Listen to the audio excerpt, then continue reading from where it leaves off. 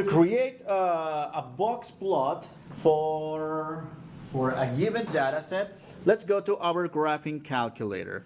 Okay, let me clear this data set and input the new values, the values that we have for the following exercise. And well, I have the paper with me, so I don't have to switch between windows here. So that's a 5, 6, 9, 6, 7, 20, 11, 10, and what else? 8, 7, another 7, and another 7.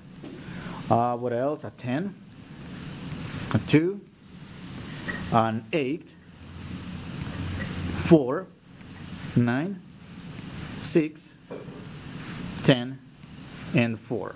So we have 20 entries this time, not 24 like in the previous set. Okay, so what do we do from here? Well, in this case, we're not going to find quartiles. Well, we will, but not using the formulas that we did before, like multiplying, 0.25 by 20 in whatever place we get. Well, that's going to be our entry, and we report that result in the end. No. In this case, we're going to have the graphing calculator to do that for us. Okay, I'm going to do second quit. I'm going to go back to stat. Stat, and in this case, okay, I'm going to show you the 5-number summary first using the one-var stats. So that's actually what we did before, right? When we found the mean and the standard deviation. But check this out.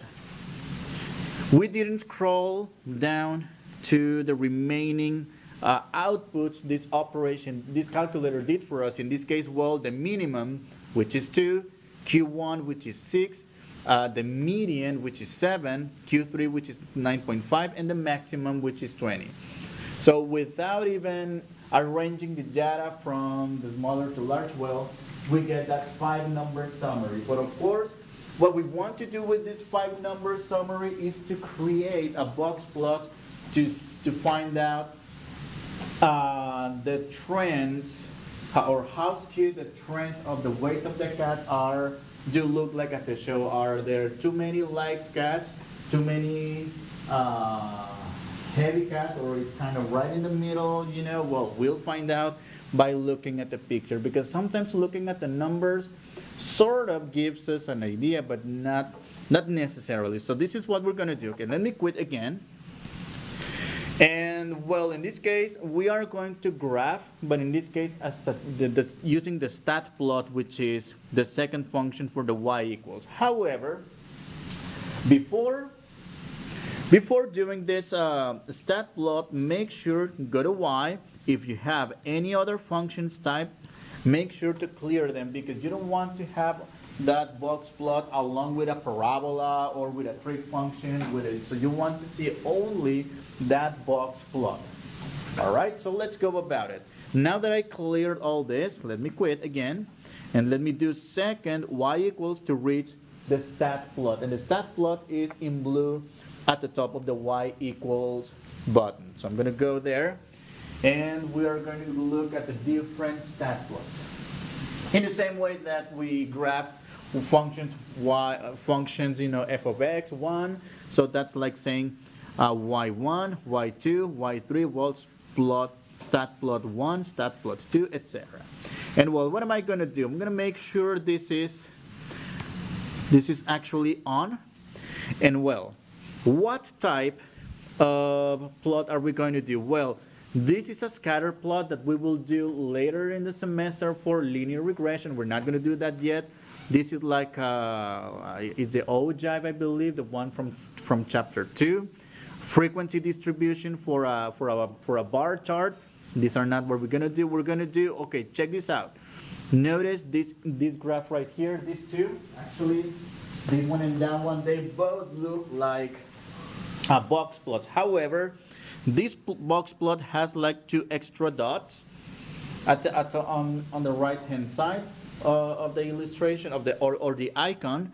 But that's when when we use it to identify any outliers, which is not what we're going to do just yet. We're going to do that in the next topic when we look for the modified box plot. So we're going to use this one right here instead.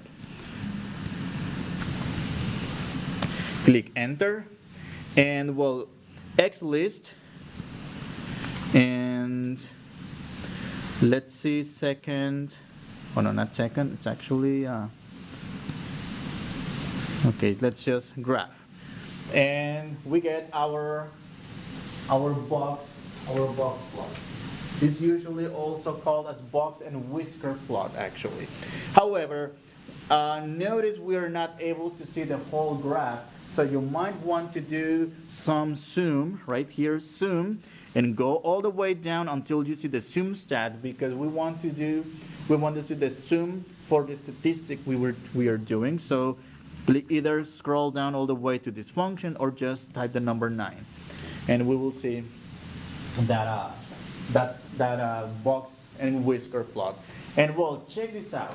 Notice the majority of the scores are concentrated in towards the left side. That means there's more smaller or lighter cats than heavier cats, right? So that's what we use these box plots for, to see the trends in our data set. So how is the data skewed? In this case, it looks like skewed right, and most of the data is concentrated towards the left of it. Now, well, do you want to see the 5-number summary displayed here? Well, notice like on graphs, back when we did functions, you can just go like this, but I mean, check this out. It's giving me decimal. That's not what I want. What we want to do is instead click on trace, and it's going to do one at a time. That's the minimum, which is 2, and then the next one is Q1, which is 6, the cat that weighs 6 pounds, and then the median or Q2 or P50, that's the cat that weighs 7 pounds, and then Q3, which is the 75th percentile, that's a 9.5. Well, it's giving us a decimal based on the result that we have, even though our data set consists of only integer values, but it's giving us a better result right here. And then the maximum, which is 20. And that's how we create or we generate a box plot. And this is how we display that 5-number summary. All right.